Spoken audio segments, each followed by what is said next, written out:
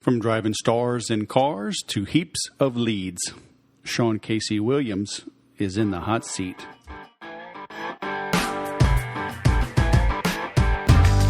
Hello, my friends, and welcome to the 202nd episode of the Sales Podcast. I'm Wes Schaefer, the Sales Whisperer, your host. If you missed the last episode, go back. You're missing Mr. Ryan Stewman, the hardcore closer. What a great story. That dude went to jail twice. He's my third guy to have on that has made something of himself after a stint in prison. He went twice. He was making $300,000 a year legitimately in real estate when the laws changed. And because he was a convicted felon, he had to give up that job. So literally pulled out the rug from under him. Hear how he bounced back and how he has built a crazy successful business in sales training. Huge following, approaching 100,000 followers on just one of his Facebook pages. You want to hear, he pulled back the curtain. He held nothing back. I asked him a lot of detailed questions, and he answered every one of them.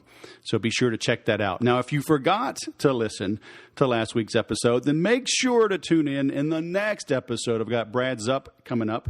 He is a memory expert. So you will appreciate his advice on how to remember names, how to remember dates, numbers, little things, big things. It's something I have focused on for some time. When you can just remember somebody's name, it's so big. It makes such an impact.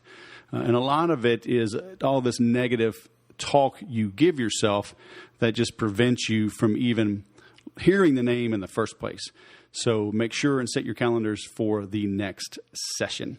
Today we have Sean Williams. He is with Vayner Media. If you are not familiar with Gary Vaynerchuk, go check him out. Make sure you have the volume down low, though, because he does tend to use a little bit of New Jersey, New England spicy language. But he's a sincere guy, super successful, making great waves and great impact in online marketing and sales and marketing in general. So you want to make sure and check out what Gary Vaynerchuk is up to. He has since built up Vayner Media to a $100 million plus company. He recently hired Sean as one of his VPs to help execute the plan and the vision and to grow the company. So you're in for a treat in hearing how Sean ended up in this position and what he thinks and recommends you should do to grow your own business in today's crazy, over-connected, social media connected world. Along those lines, you need to check out my new printed newsletter offering called Inbound Sellers. Head on over to inboundsellers.com. I've got a nice, long, detailed landing page there. It talks about who this is for and who it is not for. And in all of my training, I talk about the importance and the need to disqualify, choose who to lose.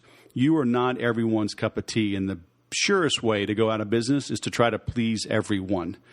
So if nothing else, check out that letter, see how I structure that, see how I talk about exactly who this is for and who it is not for. Check out the frequently asked questions. You'll see how that will turn away more than a few people. But I don't want to spend my time or energy talking to people that don't get me, talking to people that don't understand my method of sales and marketing. The best salespeople, and I've said this all along, are not great closers. They're not spending all their time and effort overcoming objections. They're spending their time and resources and energy and effort and brain power predicting the objections, identifying them ahead of time, then crafting a script, a process, a flow that eliminates the objections from ever coming up in the first place. That's where inbound selling comes into play now. That's inbound marketing. You know, it's funny how these phrases are entering the lexicon now, but it's exactly how I've built the Sales Whisperer. You know, ever since 2008, when I found Infusionsoft, I bought it for myself. I created my blog, started making videos and content and how-tos and free reports and lead magnets. That was all inbound marketing. It was all inbound selling. It was all SEO, right? Search engine optimization. I was researching what the public was looking for. I was creating that content. I was labeling it. I was tagging it. I was titling the videos and the images. I was embedding the keyword phrases.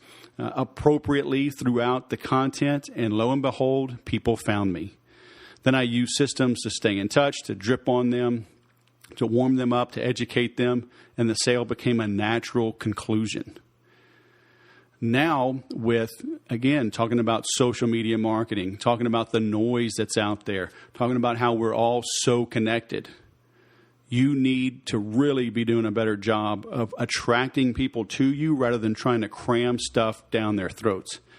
So, again, I'd urge you to check out inboundsellers.com. It's where I'm going to be spending my time and effort. There's a private group. It's where you're going to get access to me affordably because it's part of the monthly membership. And it's going to be a printed newsletter, old school print. You can lay it out. You can get a highlighter and a pen, take notes.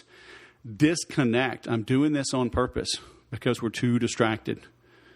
You need to focus. You need to focus on what's important. You need to determine what's important and then focus on it like crazy. And I think you'll get some advice and some little nuggets you can apply from today's interview on the things I talk about in the Inbound Sellers. So like I said, head on over there, inboundsellers.com. Now let's bring on Mr. Sean Williams. Sean Williams, another fellow crazy Southerner that has moved to Southern California. What the heck were we thinking, man? I have no idea. I think we were looking for the land of fruit and honey and gold and silver. And instead we just found fruits and nuts. Yep. And they took our weapons at the border. It just ain't right. Exactly. All right. Well, welcome to Sales Podcast, man. We're recording this. I don't know about you, but we're going to hit record day. I think it's like 113 here in Murrieta, which is, even if it's a dry heat, that's doggone hot. Yeah, I am currently in the VaynerMedia offices in Los Angeles, which happen to be in the San Fernando Valley and Sherman Oaks, and we are expecting around 110 today. Oh. And it's pretty damn close to being there already. Well, it's 10 a.m., so I say it's when it's over 100 degrees, you're allowed to drink at 10 a.m., right? Perfect. Let's drink some cold beers and just stay frosty. Exactly. All right, man. Well, hey, thanks for coming on the podcast. I was looking at your profile a little bit, fellow Southerner like me, but how did you come to end up in L.A., and how did you come to end up being the VP for VaynerMedia? Great. So I'll take you through my little story here. I grew up on a tiny island right outside of Savannah, Georgia, called Tybee Island. And growing up, I had two things that I loved. One was movies, and the other was cars. And I thought that working in the film industry would be the easiest route to getting me the car that I wanted. So right out of college, I started working as a production assistant on any kind of film, TV, video project I could find happening in the South. I hooked up with a nice older lady named Jessica Tandy, and I was her driver for a while. And I and her husband all got along really well, so I eventually became their personal assistant on a couple of films. Then I was a visual effects assistant on a movie called Forrest Gump. And I ended up working in the office on a movie that was shot in Savannah called Now and Then. And at the end of the movie, the director needed an assistant and asked me to come out to Los Angeles for 6 months. And that was 21 years ago. So I came out here and worked for her. Eventually transitioned to working for James Cameron's first wife, a lady by the name of Gail Ann Hurd, who was the co-creator and co-writer of The Terminator. She also produced all the early Cameron movies like Aliens, The Abyss. She went on to produce other movies like Armageddon. She's currently the producer of The Walking Dead, Fear the Walking Dead, and several other series that are sci-fi based. I worked for her for almost 2 years and then transitioned over to working in the visual effects industry. One of the jobs that I had there was helping to set up the first digital animation company in Tokyo. And during that time, the company I worked for, we had about 20 animators here in Los Angeles that had worked for folks like Pixar and Lucasfilm, and we were trying to transfer their knowledge over to traditional artists in Tokyo who were used to working with pen and paper and brushes and sculpting. So we did tutorials here in the U.S. I coded those to web pages, and we uploaded those to a server in Japan, and it happened to be during that time that a lot of companies were making the transition to have an online presence. When that project shut down after an argument between the director and the producers, I was hired by Toyota to help build some online presence for their dealers. Working at the Toyota headquarters as a contractor, I helped with some of the projects around Toyota certified used vehicles and Toyota rental cars, and that eventually led to getting hired full-time by Toyota Financial Services to run their digital marketing programs. While in that job, I got to participate in the launch of the Toyota Scion brand, which is recently shut down. And over that time, I also became very interested in social media. And eventually, my last job at the Toyota network was running social media on the Lexus side. From there, I was recruited over to Hyundai Motor America, and I ran their social and digital content marketing group there, along with the team at their agency in Huntington Beach called Enocean. A couple of the marquee projects that we worked on there were The Walking Dead Chop Shop, which reunited me with my old boss, Galen Hurd, to do some work for AMC and The Walking Dead, and also running a very large program to support the 2014 FIFA World Cup that took place down in Brazil. From there, I went over and ran the automotive vertical at BuzzFeed for about a year, and it was great. I got to work with almost every car brand here in the U.S. and a couple over in Europe. And as of about a month ago, I joined Vaynermedia here in Los Angeles as a vice president to work on some business that we have with Toyota, and I'm also working with a couple of CPG clients here in the LA office. What is CPG? Consumer products. So, okay. Yep. So in this case, it's some adult beverages and juice products. Well, shouldn't I be sampling some of those to make sure that you're representing a quality product? I mean, that's the kind of stuff that I go above and beyond for my customers, you know? Well, I'd be happy to see if I can get a couple of samples and send them down to you. Oh, my gosh. I mean, I'm here for you, man, okay? Yeah, gotcha. Golly. Well, man, that is an interesting story, to say the least. Kind of a roundabout way to get where you are. I didn't realize you were so new with Vaynermedia. Yeah, I just joined Vaynermedia a month ago.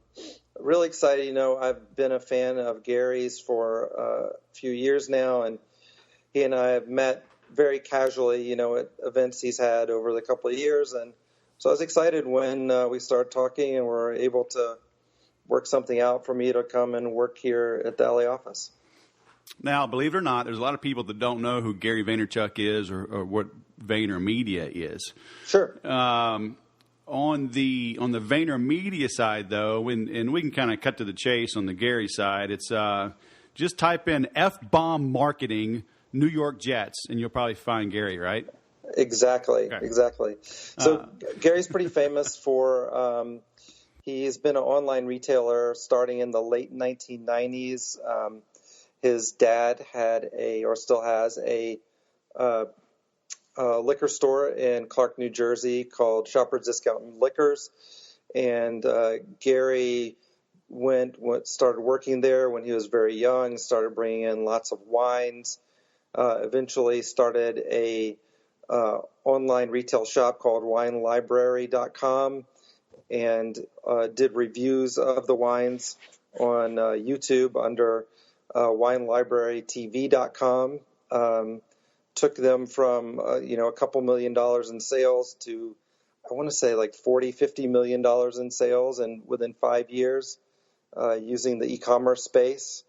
And 7 years ago, Gary founded VaynerMedia, which is currently a full-service ad and social and content agency based in New York. Currently have offices in Manhattan, Chattanooga, London, and here in Los Angeles is the second largest office. So why Chattanooga? That's a good question, and I don't have all the answers to that. I know that we do have some clients down there, and it just made sense from the way the market is growing in that area to open an office there. So. And you may or may not be able to answer this, but Sure. how does Gary go from being a brand himself, a personality, in a way, kind of just that cult of personality, right? Just himself. Obviously, he's got some people behind him helping film and whatnot, to launching a media business, and scaling that, because I struggle with that as well. How do I replicate myself? How do I find people that I trust, that are competent, that can get the job done? But he's done that in a big, big way, because VaynerMedia is is it 100 million or 300 million or something? I think they were over 100 million last year. Just in the last couple of weeks, I can tell you from the headlines, and I don't have all the details, that we did sign a deal to represent Chase Bank. We also signed a agreement to be a creative and API partner with Snapchat. And just last week, he launched a new company called Vayner Sports to represent athletes. Gary will tell you, at heart, he's an entrepreneur, and he loves building companies. That's what he's great at, and I think he scales by hiring people that he can trust and that can do a great job and represent him and his ideas. Yeah, that's easier said than done, though. Yeah, exactly. Have you seen it behind the scenes a little bit? Is there some secret sauce there to finding good people, or do you just... I don't know if there's any secret sauce, but I will tell you this, that Gary is the same guy in a closed-door meeting one-on-one that he is on camera, 100% transparent, authentic. You can ask him any question, and you'll get the same answer that you'd get if you asked him in public. Right. Just an amazing guy, and he also has tons of energy. He works a lot, and when he tells people to hustle, he is really the model behind that. Yeah.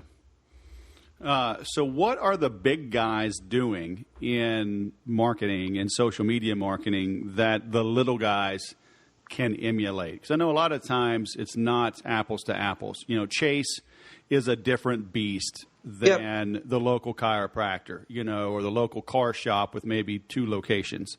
But some things do overlap, I'm sure. I mean, what do you see that the smaller people could emulate that the big guys are doing?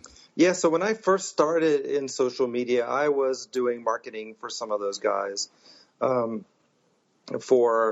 started out working with a couple dentists and a chiropractor, a player on the LA Galaxy here. And also my wife's a realtor here in Los Angeles, and I help her with some of her marketing. So the thing that I can tell people over and over again is that in this day and age, when you have access to people through social media and through platforms like Twitter and Facebook, where you can hyper-target your market based on, 50 different demographics like household income, the city that they live in, their interests. If they're following different sites that are similar to yours, like mommy bloggers. I mean, just to give an example for a realtor, if you have a new listing in a specific zip code, you can put a link to that listing up in a beautiful photo.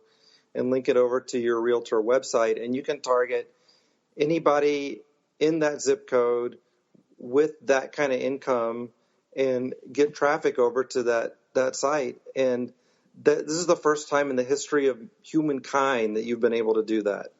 It's so much easier and so much cost effective. I mean, you could, I'll give you an example. In the Rancho Palos Verdes area, the average home of a price is like $1.2 to $1.5 million. You can spend probably $500 and target everybody that lives in that area who's shopping for a house. And I don't know of any other time you've been able to do that.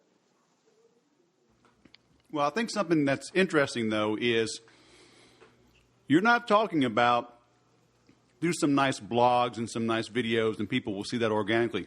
You went straight to the paid portion of social media. Exactly.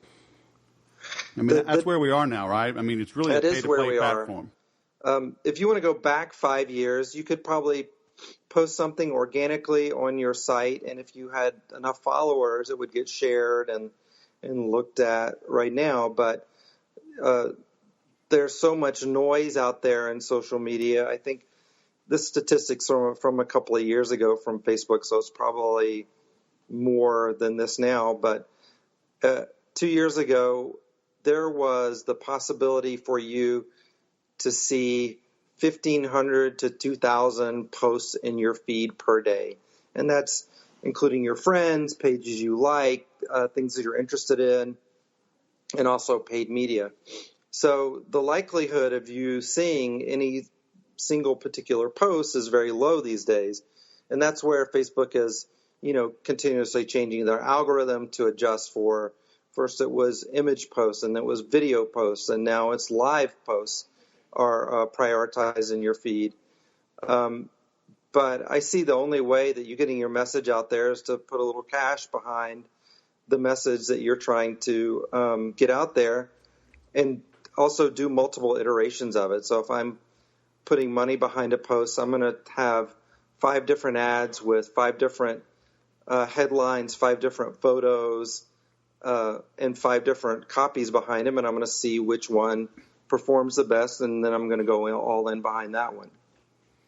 So do you have recommendations for a smaller business owner on, promoted posts versus, right-hand side versus mobile only versus, should I send them to a landing page or just send them right to a note on my page? I mean, can you get into some specifics for our listeners, keeping in mind, they're a smaller business owner, maybe kind of like your wife, maybe realtors, chiropractors, people like that? Yeah, so it ultimately depends on what your KPIs are. So if your KPIs are you want to lead, then you're going to do something different than, awareness that you exist as a realtor or whatever. If you're trying to get leads and sell a house, you probably want to set up a specific landing page that has hard information on that property that you're trying to sell or that service that you're trying to sell, and you want to get contact information from that person, specifically a phone number, so you're going to want to have that. And it varies from platform to platform. Sometimes we've seen that on Facebook, for instance, for realty, exterior pictures do well, but on Twitter, maybe interior pictures do well. So you're going to have to do a little bit of testing and learning based on your own market. Unless you're a big brand that's promoting awareness, recommend somebody trying to sell something. That's going to be the strongest way for you to get your money back. Yeah, I tell people, especially smaller businesses, not to focus on branding. Get a lead, make a sale, develop consistent, great service over time, and you'll build a brand. Yep, exactly. I'm a big believer in that too. You can sometimes do the branding stuff, but I would probably do it at a 4-to-1 ratio. So for every 4 sales type strong lead generation types of posts that you put money behind. Do one that has some branding or something informational, or teach the people something that they want to know that are in your market. But I mean, the only way to get your money back is to sell stuff. Yep. And do you think the motto of Gary's book? I want to go back real quick. So KPI, for those of you listening, it stands for Key Performance Indicators. You got to know your numbers. You got to know what you're measuring. You got to know what you're going after. The old Stephen Covey, begin with the end in mind. Right. I know that's hard for a lot of people, especially in the beginning, because maybe you've never logged in, maybe you've never bought an ad. And some of these platforms can seem overwhelming, but you got to start. You got to dig in. If you need help, give me a call. I'll help you get started. But anyway, Gary Vaynerchuk talks about like a jab, jab, jab, right hook. And his idea was give, then ask for the sale.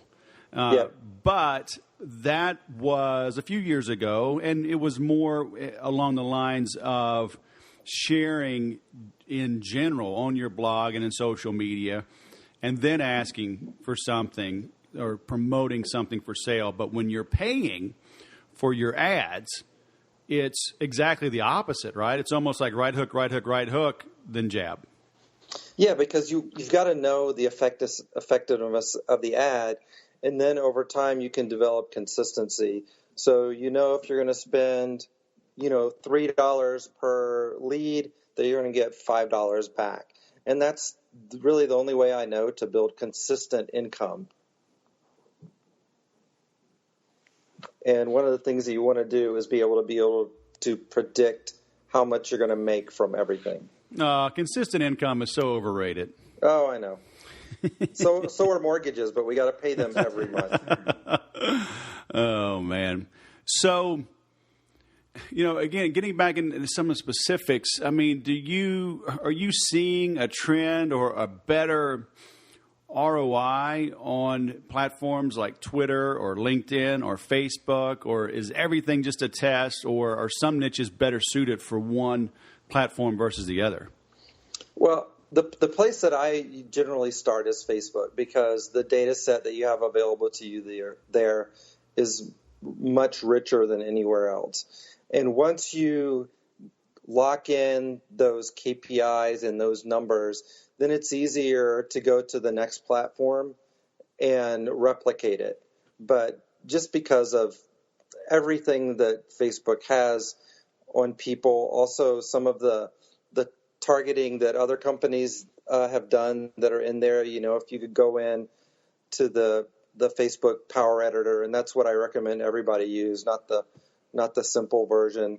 If you use the Power Editor, you have access to people based on interests,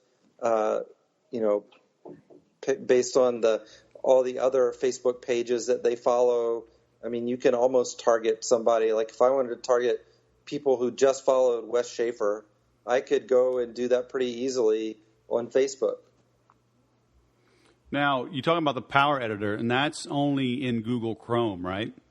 I think it is only in Chrome, and that's where I recommend people use it anyway. Okay.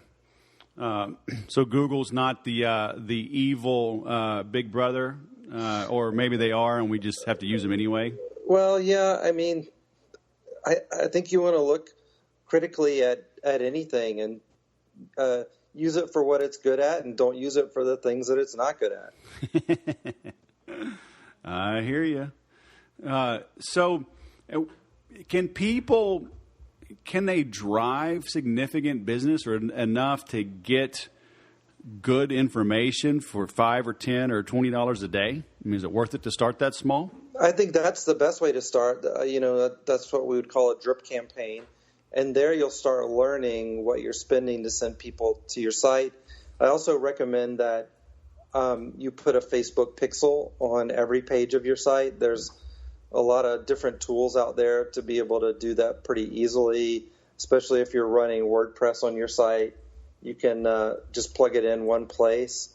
And for those of you who don't know, so a pixel is a tracking mechanism by which you can see from Facebook what pages people visited once they went to your site, and kind of look through a purchase funnel almost. And I wouldn't say it's complicated, but you might want to have some help. Wes can definitely help you. If you have a webmaster that's already managing your site, they can help you set that up as well. But to me, that's an essential thing that you need to have on your site. Because the pixel allows tracking and retargeting, right? So you can tell. Well, analytics will tell you, hey, you got 10 people click through from Facebook. Yeah. But the pixel helps basically put a cookie on the visitor, right? I mean, I want to get this right for people that are new to this, and that's what allows the retargeting and how you can kind of almost stalk them online to get them to click through and finally come back to you. Yeah, once you have that pixel and you have that person locked in, you can retarget them on Facebook, for example. You can retarget them many times on sites that allow Google advertising. You can plug in that pixel and then target them on, a blog, for instance. And I've seen that, sometimes it takes up to 7 exposures of that message for them to come back and make a purchase from you. But you can't make those multiple exposures unless you've got that pixel. So that's probably step one. So now we're getting a little more complicated, right? Because at that point, you need your Facebook ads, you need the pixel, but the pixel, does it talk to Google Analytics and then serves up the ad, and then Facebook and Google are kind of communicating as well? Yep. You can place that, transfer that pixel information over to your Google AdWords account so that a similar message can be shown elsewhere. One of the big keys is consistency. So you don't want to have to necessarily have the same photo, but the same message in a different format, just so people recognize that, oh, that's the site that I went to 4 days ago, and here it is, they're advertising to me again. Maybe I should go back and take a look again. Right. How long have you run an ad without changing it?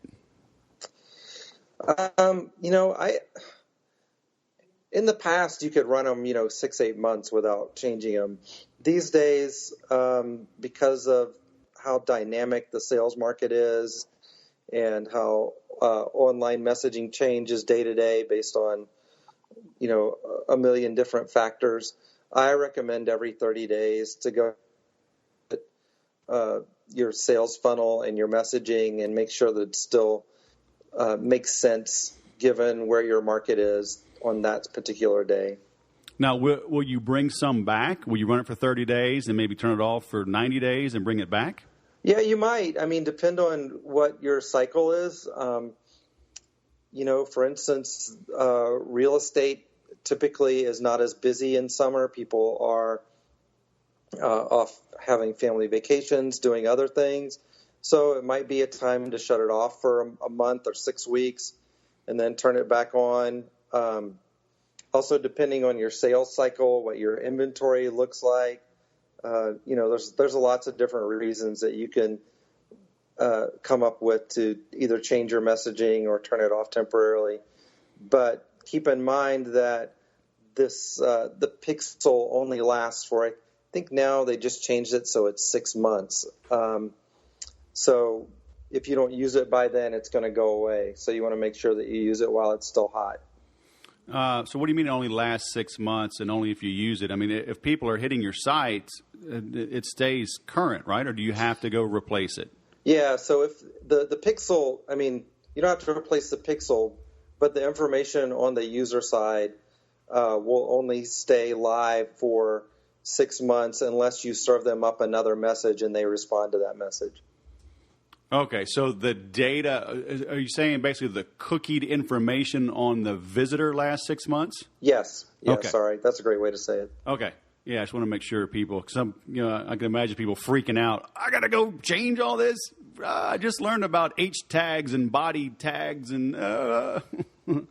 Yeah, so that's a good use case for serving them up that branding messaging, so it refreshes that pixel if you expect it to stay there for more than 6 months. Right. So when you're making an ad, do you start with the content, the headline, the copy, or the CTA, and then find images to support it? Or do you do it the other way around? I start with the words because I think the words are the most important thing. However, you've got to have an image that support the words.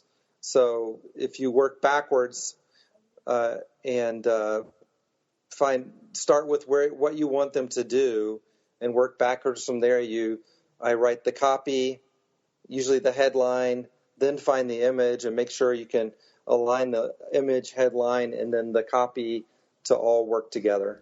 Right. Amen. I'm glad you said that. I did not want to cut this interview short because, if you said the other thing, I'd just have to delete all this. Oh, no. All right. I'm just saying. Great minds think alike. Exactly. Now, results think alike. I mean, there you go. I think the way that you and I have come to these conclusions are looking at results over long periods of time, right, and seeing what works. Well, there's just so many people out there. Oh, I'm in marketing. Like, no, you're a graphic designer. And what that means is you make pretty stuff. Okay, it doesn't mean you're in marketing because you're good with Photoshop, or Adobe Illustrator. Start with the words. You got to sell something. And, I have had this discussion with every single person I've ever worked with, and brought them on to support me. And I'm like, that's too pretty. Where are the words? The words are lost. Start when they're like, your stuff's too ugly. I can tell you just made that in a little Canva, a little free program. Like, you know what? But it's working. It beats your pretty ad that's too complex. Yeah, exactly. And that's a great point. Sometimes if you make it too slick, people don't respond to it. Right. Now, are you still hands-on with that? Or are you directing a team, giving them the direction, and then kind of giving the final approval before things get launched?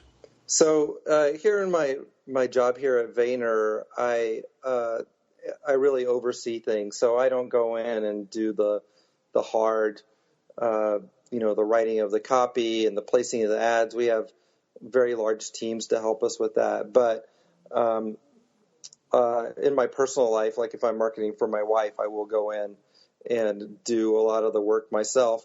That helps me to keep current with how things are done. So I think that I can be a better resource to my team here at work.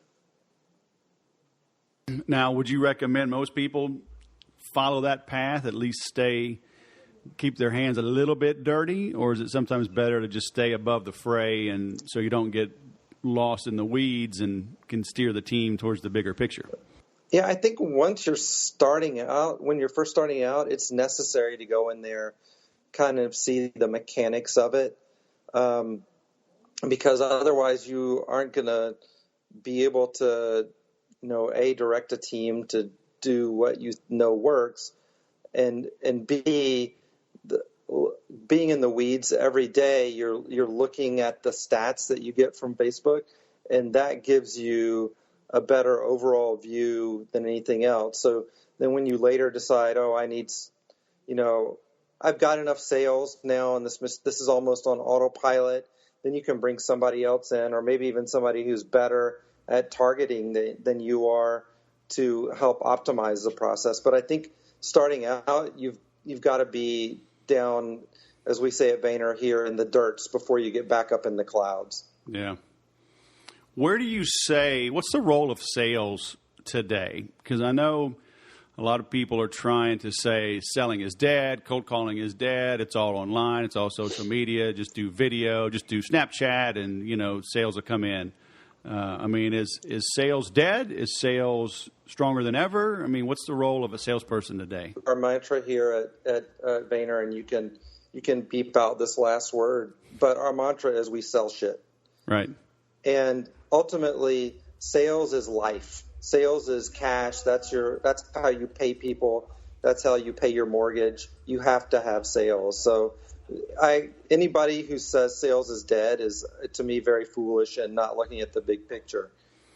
They've probably also never had to sell in their life, and that's why they're selling that. Because, if you're forced to sell and your whole career and your livelihood is based on sales and getting money in the bank, then to me, that's the ultimate. I mean, and one of the big things in social media is now trying to track social media posts back to sales, and everybody and their brothers trying to do that. It wasn't something that we were able to do 10 years ago when we only had broadcast television. You could throw a message out there, shotgun style, and hope everybody would see it and buy your product, but you were never able to track sales back to that. Today we do have that ability to do that, and that's what makes social media that much more valuable to me. Right. Yeah, like these big companies you're talking about, Chase and well, Snapchat's a different entity, but I mean, let's take Chase for instance. I mean, even then, you're running ads, you're getting them exposure online, but I got to imagine most of that is driving the process for a prospect to call or come into a local branch to meet with or speak with a human being to consummate the sale, right? Yeah, ultimately, everybody wants to either have new customers or retain the customers that you have. So all of your post strategy, and I'm not on the Chase team, so I'm just speaking here theoretically. I would think that your post strategies are to, give great customer service and also point people to places where they can buy stuff, or it either validates the fact that they're with a Chase Bank and the reasons why they should stay there. What do you do about negative press or, the haters? Do you ignore them? Jay Baer's got his new book out, Hug Your Haters. Yep. Obviously, you can get some good feedback because maybe you did overlook something. But there's a difference between like constructive criticism from like a fan that's just maybe been let down by a feature versus a hater. How do you handle those scenarios? Well, like you said, I think there's a couple different kinds of folks there. There are customers who are maybe unhappy with a transaction or a service, and you do your best to retain those because it's more efficient to keep that customer than to lose them and then have to go out and get another one. People who are I would probably say trolls more than haters, who are just there to cause trouble or, they want to present their view and think it's better. Those are the ones you ignore. You can have a little bit of dialogue with them. One of my rules is for those kind of folks, like I have two back and forth with them, and then I'm out because you're not going to change their opinion.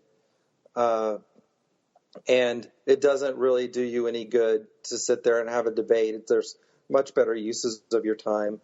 But I'm all for, trying to turn a customer service experience around and make it positive using social media.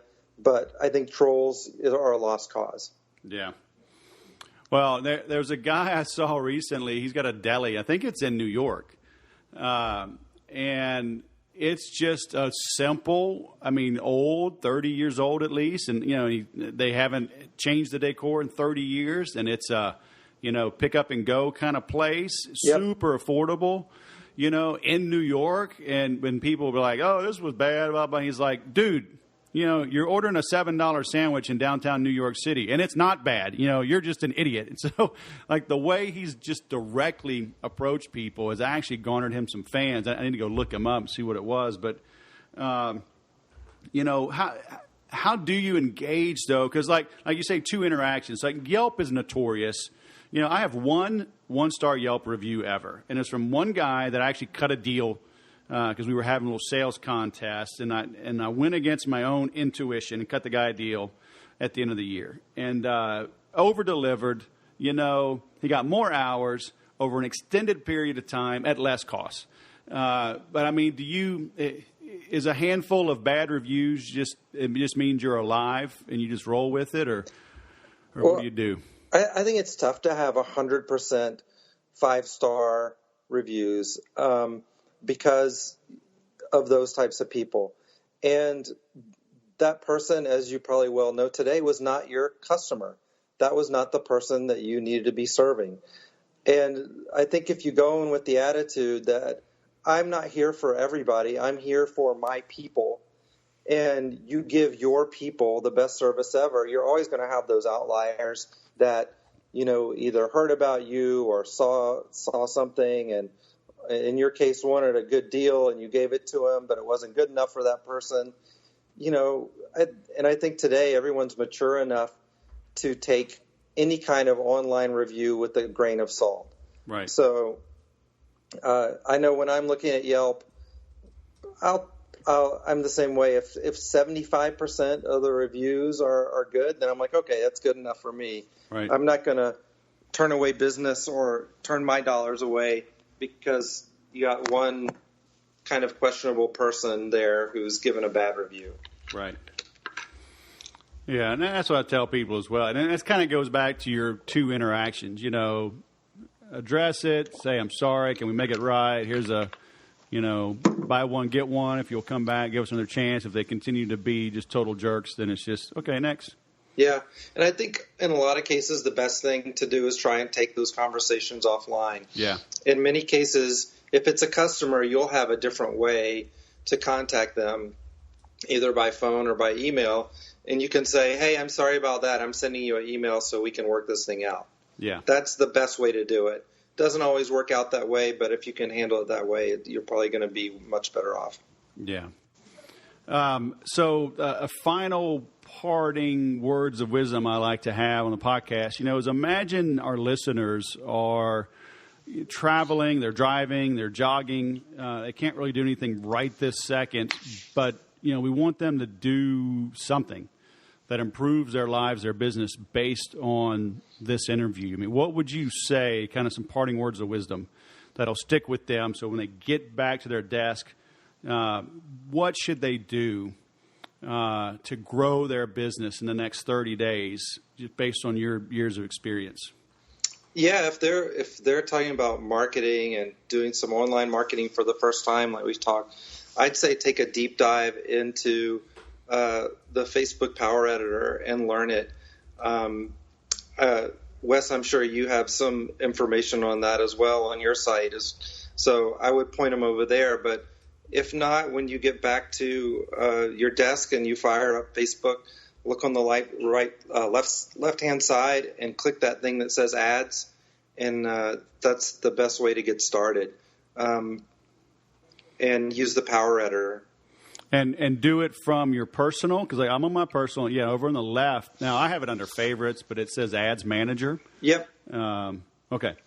So find the Ads Manager, and if it's not there, then I think you can scroll down, can't you? Or let me see. If you go up to the top right, there is, if you go to the top right, the little down arrow, the very far thing, little down triangle, where you're in the blue navigation bar, click that, and then they have create ads and manage ads. Exactly.